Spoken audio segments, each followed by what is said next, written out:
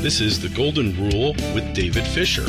For the latest information about bail-ins, bailouts, the economic collapse, and much more, go to landmarkgold.com.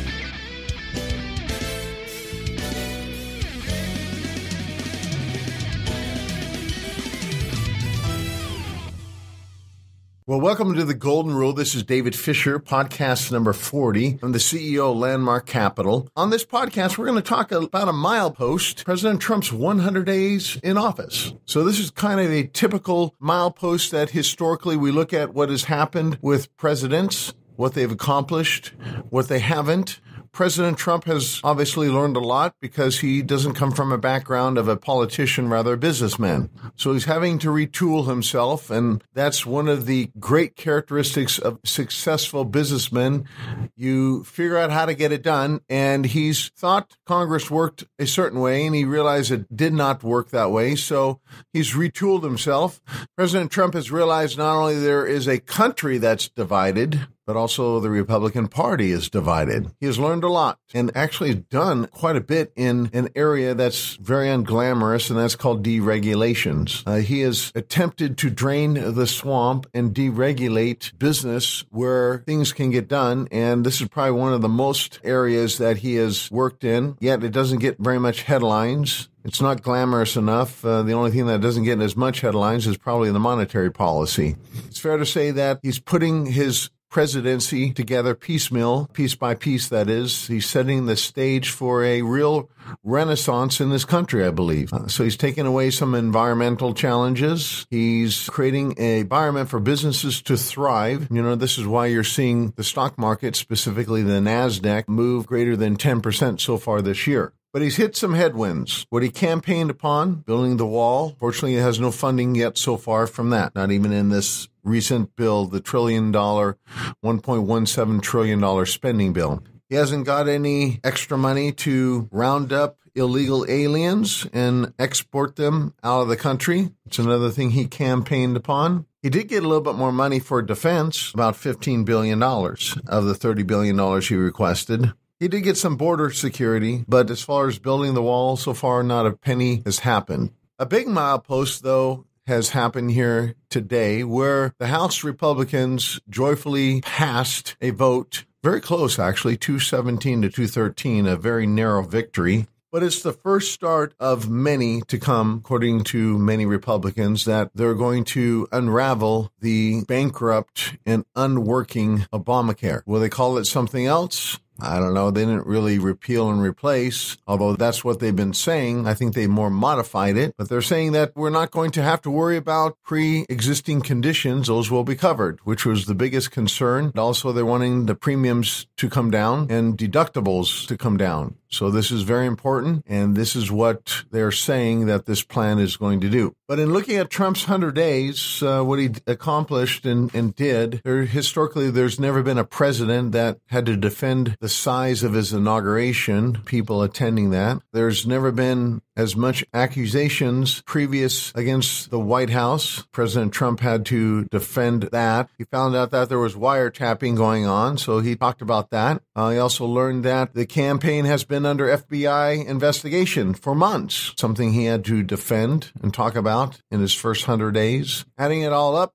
there's been no president that has ever tweeted so much. No president has ever talked so much about more of a campaign on what he's going to do rather than what he's actually doing. And as a result of that, we've had no president that has ever had such low job approval rating.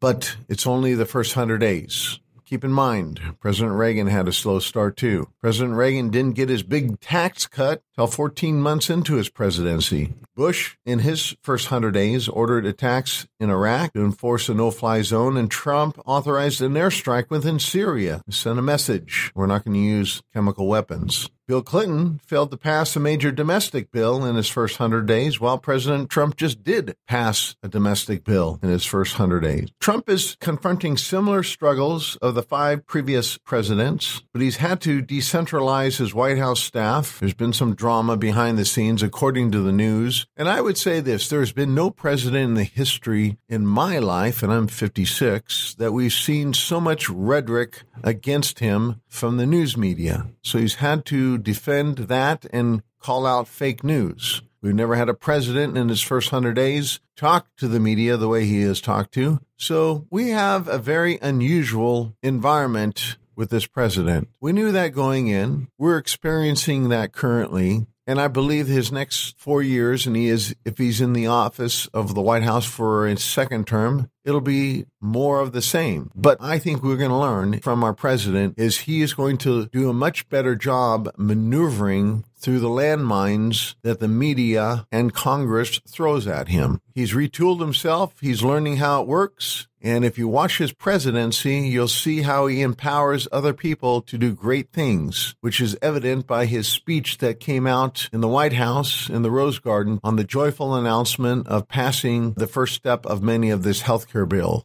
He marveled and applauded the great professional, gifted individuals on Congress that spent countless hours behind the scenes getting this health care bill put together to make sure it was done right. Only time will tell us if that is the case. So, looking at his first 100 days, he's also sent a message to the world that America is going to be a dominant force in the world and is also not to be one to be messed with. He's also sent the message that we say what we mean and we're going to do what we say. There's been previous presidents, specifically President Obama, that didn't operate that way. So we're sending a new signal to the world that we are, again, the America the Great. He's operating from a place of strength. Although moving forward, there is still some major challenges, especially when it comes to North Korea and possibly Russia, with bombers and fighter planes just flying recently off our coast in the state of Alaska, which has happened significantly since the beginning part of April. Why that is happening, obviously there is some signals Russia is sending to us. This thing could escalate, and we could see President Trump relying more on his military and Mad Dog to shape that environment over there in Alaska and sending a message to Russia, especially sending a message to North Korea. So as time is going on, we'll see if the things that China is doing and not sending coal to North Korea sends a message to North Korea to saying, disarm your nuclear weapons, stop building them.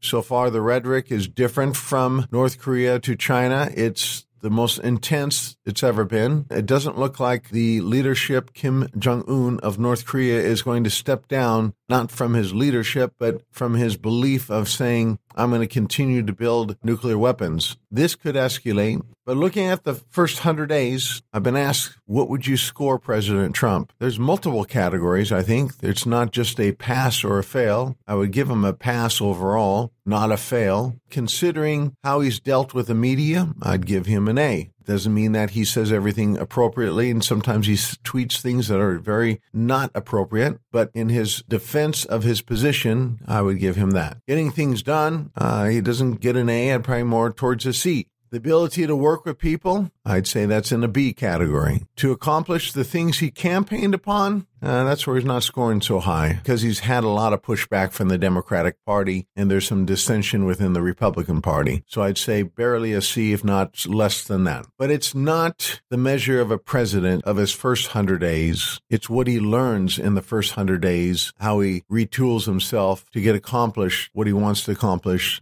the remainder of his term. And that's where I think President Trump is doing incredible. That all being said, we still have a major issue on our hands, dealing with our debt. So far, that's not been addressed, and he said he would address it. So far, he's spending more money than President Obama did last year's budget by $25 billion. So far, we have less revenue coming into our government this year than we did last year. So we have some problems moving forward, which is why people diversify into precious metals. This is also could cause that bail-in. So I encourage you to call my company, learn about this. I have a detailed report on it. The number is 877-448-2646 or landmarkgold.com. When you look at the markets, they're starting to slow down in paper markets. the metal markets have outperformed paper markets. So a lot of people are rolling over their 401ks, IRAs, protecting themselves from this thing called a seizure of wealth, a bail-in. But they're also getting increases in the portfolio percentage-wise that are bigger than what the market and paper has shown. Call my company, 877-448-2646 or landmarkgold.com. Get the report. I have several white papers and information on how to protect your money and the purpose of metals. Until then, this is David Fischer with the Golden Rule, CEO of Landmark Capital. Have a great day. This has been another installment of The Golden Rule with David Fischer. To stay up to date and find out the latest information, go to landmarkgold.com.